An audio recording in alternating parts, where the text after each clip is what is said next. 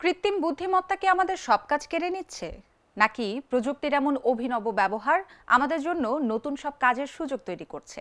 তাছাড়া কৃত্রিম বুদ্ধিমত্তা কাজের ক্ষেত্রে যে প্রতিযোগিতা সৃষ্টি করছে, তা থেকে বাঁচার এবং কাঁধে কাঁধ মিলিয়ে চলার কোনো উপায় আছে কি? কৃত্রিম বুদ্ধিমত্তার নানান ব্যবহার নিয়ে শিফটের আজকের আয়োজন।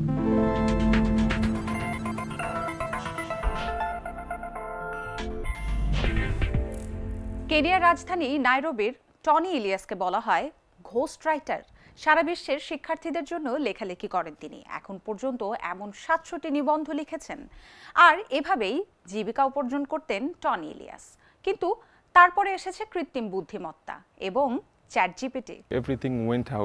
সবকিছু হঠাৎ করে শেষ হয়ে গেল। আপনি হয়তো ভাবছিলেন পরের সপ্তাহে বা পরের মাসে আমি এতগুলো কাজ করব বা এত টাকা উপার্জন করব, কিন্তু তখনই চ্যাটজিপিটি আসলো আর সমস্ত পরিকল্পনা নতুন করে সাজাতে হলো। চ্যাটজিপিটি এবং এই প্রযুক্তির নানামাত্রিক ব্যবহারে ঘোস্ট রাইটারদের ব্যবসা একেবারে ধ্বংস হয়ে গেছে।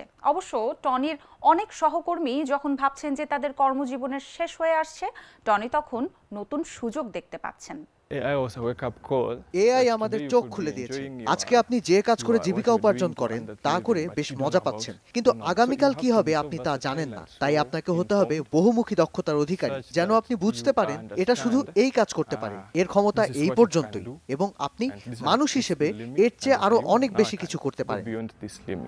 আসলে আমি কিন্তু ইতিবাচক ভাবনাই বলি। নিজের কর্মক্ষেত্রে এত বিশাল পরিবর্তন হওয়া সত্ত্বেও এইভাবে ভাবতে পারছেন তিনি। সত্যি বলতে নিজ কর্মক্ষেত্রে এআই এর সামর্থ্যের সর্বোচ্চ ব্যবহার করতে আপনার অনেক কিছু করার আছে। চলুন জেনে নেই। আপনার কর্মক্ষেত্রে কৃত্রিম বুদ্ধিমত্তার ব্যবহার হচ্ছে, তাহলে আপনার এই বিষয়ে জানা প্রয়োজন। এই সিস্টেমটি কিভাবে কাজ করে এটি ব্যবহার করতে শেখার দক্ষতাই সবচেয়ে বেশি গুরুত্বপূর্ণ। এই এআই মডেলগুলো আয়ত্ত করলে আপনার অনেক সময় বাঁচবে, যা আপনি আরো বেশি সৃজনশীল কাজে ব্যয় করতে পারবেন।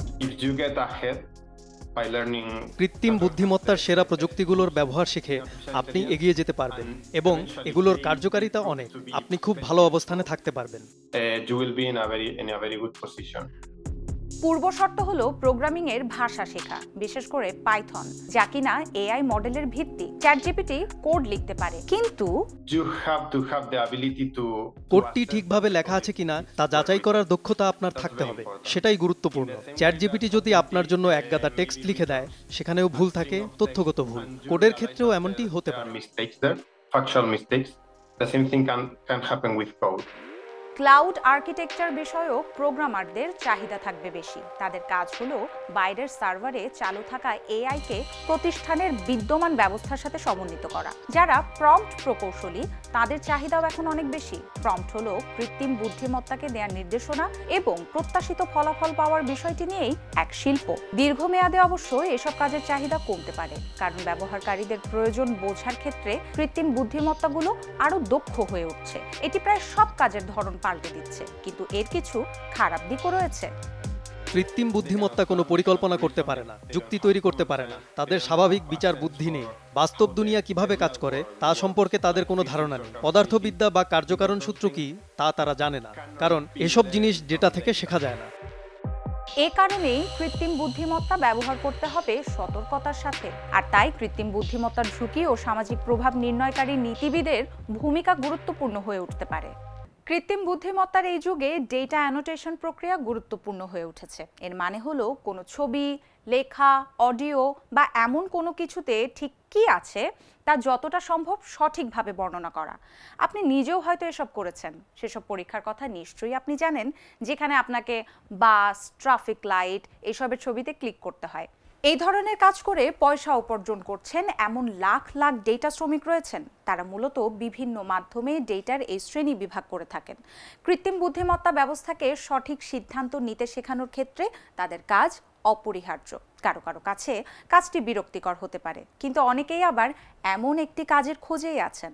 মুজিব কোলাসোসেরির কর্মজীবনে মূল চাবিকাঠি ছিল ডেটা। কোলাসোসেরি বাড়ি থেকেই ডেটা সেটের শ্রেণী বিভাগ করা শুরু করেন। প্রথমে অ্যামাজনের জন্য, এরপর তার নিজেরই ক্রেতা তৈরি হয়ে যায়। বর্তমানে তিনি ইনফোক্সের ব্যবস্থাপনা পরিচালক। 600-রও বেশি মানুষ এই প্রতিষ্ঠানে কর্মরত আছেন।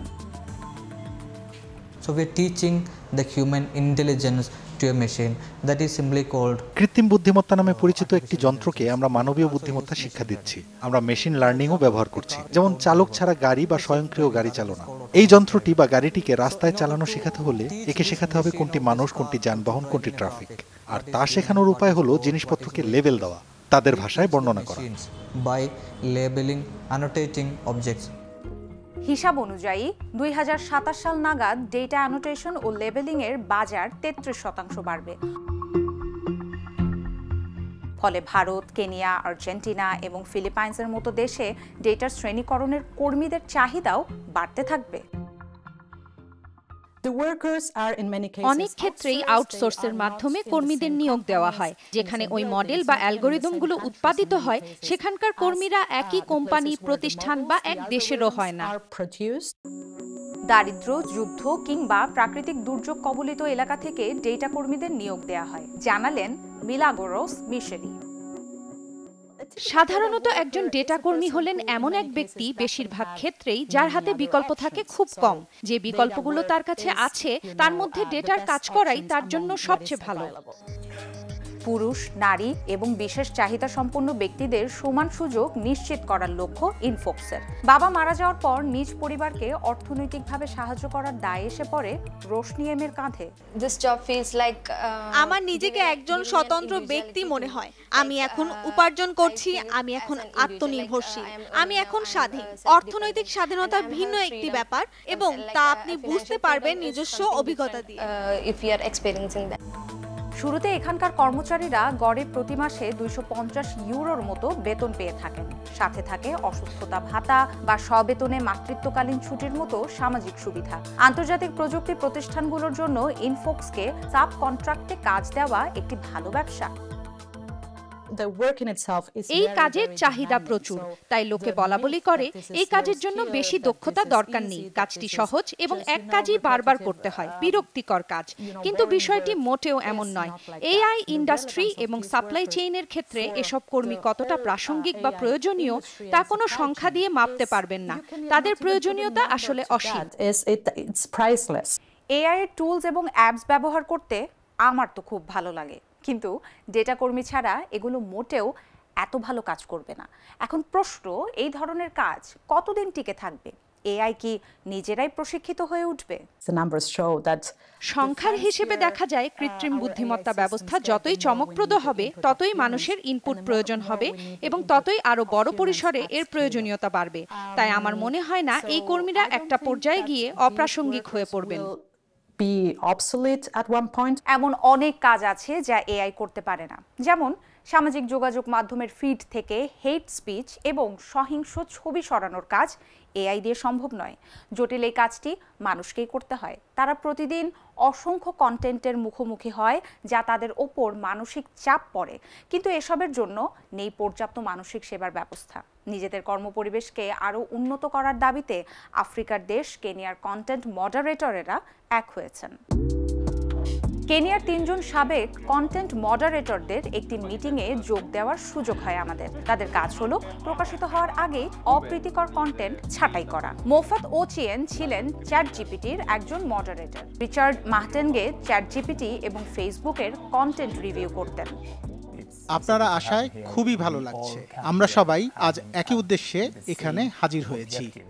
তারা বলেন, যদিও প্রতিদিন তাদের ঘন্টার পর ঘন্টা অপ্রীতিকর, মানসিকভাবে বিপর্যয় সৃষ্টি করে এমন সব কন্টেন্ট দেখতে হতো, কিন্তু খুব কমই মানসিক স্বাস্থ্য নিয়ে সাহায্য পেতেন। মোফাত ওচিয়েন বলেন, এই কাজের ফলে তিনি বিষণ্ণ হয়ে পড়েন এবং তার সংবেদনশীলতা কমে যায়, যার ফলে স্ত্রীর সঙ্গে তার বিচ্ছেদ হয়ে যায়। কর্তৃপক্ষের কাছে তাদের উদ্বেগের বিষয় জানালেন। এর জবাবে প্রতিষ্ঠানগুলো তাদের ছাঁটাই করে দেয়। এ কারণে রিচার্ড মাহটেনগে এবং মোফাত ওচিয়েন মিলে আফ্রিকান কন্টেন্ট মডারেটর ইউনিয়ন গঠন করেন। এই ইউনিয়নের আসল লক্ষ্য হলো আফ্রিকার তরুণদের একত্র করা, যাতে আমরা একসাথে ভালো কিছু পরিকল্পনা এবং প্রযুক্তি শিল্পে পরিবর্তনের জন্য একসাথে কাজ করতে পারি। 2023 সালের মার্চ মাসে তাদের উদ্বোধনী সভা অনুষ্ঠিত হয়। সেখানে 250 জনের বেশি মানুষ যোগ দেন। তাদের একজন জেমস ওয়াঙ্গে ওডিয়াম্পো। অথবা মোজেজ নামটি তার বেশি পছন্দ। তিনি 1 বছর ধরে টিকটকের মডারেটর হিসেবে কাজ করেন। তিনি যখন একটি আউটসোর্সিং প্রতিষ্ঠানে যোগ দেন, নিয়োগদাতারা তাকে কন্টেন্ট মডারেটর হিসেবে কী ধরনের কাজ করতে হবে সেই বিষয়ে বিস্তারিত বলেননি। তার কাজ ছিল ব্যবহারকারীরা যেসব ভিডিও বা কমেন্টে রিপোর্ট করেছে সেগুলো কমিউনিটি গাইডলাইনের বাইরে যায় কিনা তা খতিয়ে দেখা। আপনাকে দেখতে হবে যে কোনো কিছু ভুল হলো না ঠিক আছে, এসব দেখে বলতে হবে যে বিষয়টা ঠিক আছে নাকি নাই। যদি রিপোর্ট করা ভিডিওতে আপনি কোনো যৌনতা বিষয়ক কন্টেন্ট কিংবা বিবস্ব কোনো কন্টেন্ট দেখেন, তাহলে আপনাকে তা রিপোর্ট করতে হবে। এরপর মডারেটররা রিপোর্ট করা প্রতিটি ভিডিওকে সেগুলো যেই নীতির বরখেলাপ করেছে তার ভিত্তিতে লেবেল করে দেয়।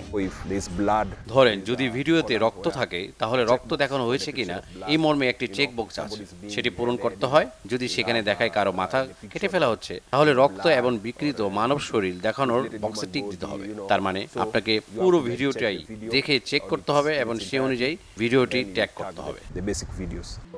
সাবেক এই কন্টেন্ট মডারেটরকে দিনের একটি নির্দিষ্ট সময়ের ভেতরে এই কাজগুলো প্রায় 1000 বার করতে হতো।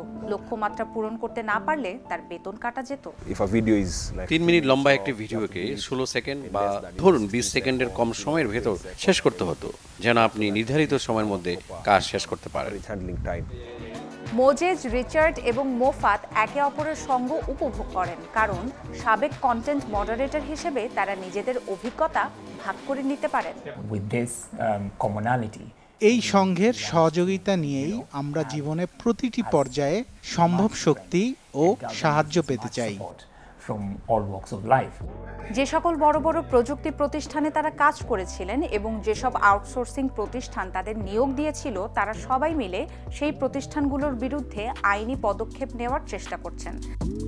ফক্সগ্লোভ, ব্রিটিশ অলাভজনক সংস্থাটিও তাদের সহযোগিতা করছে।